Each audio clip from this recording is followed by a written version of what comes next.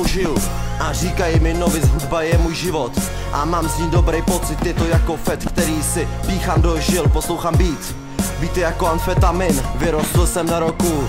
Asi jako každý nyní dělám rap.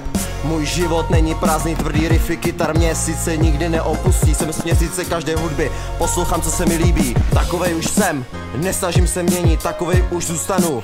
Doufám, že jsi to pochopil, neznám lepší pocit, než sedět někde v klidu s cigem v puse a pozorovat krajinu.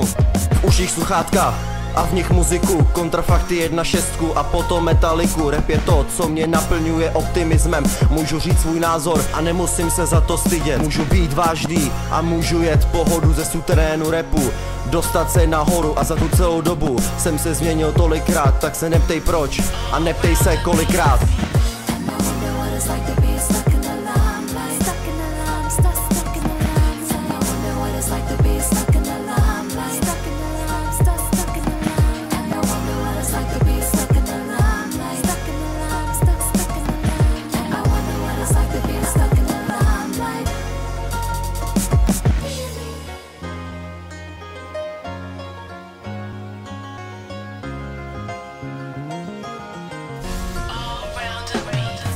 Že hudba je moje nejcennější ovoce. Můj rap je jak droga, chci slyšet vaše ovace. Procházím kolem holek, nastává felace. Kradené texty, tohle není prostituce. Můj tep, můj svět, všechno má motivace, všechno má svůj důvod. Neřeším provokace, jedu svůj styl, který mě stál hodně sil.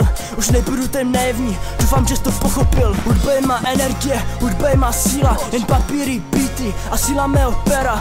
A mi váží jedno, kolik BPM, když posloucháš UKN a mě vždycky zajebem. A tenhle track proudí v krvi pořád dokola. Zažili jsme hodně a víme, co je to robota. Na ty můžem vážně kašlat, klidně to vypni, nenutím tě to poslouchat. Ale měl by si naslouchat, místo toho pomlouvání. Díky hudbě házím granaty, vážně jste mi ukradený.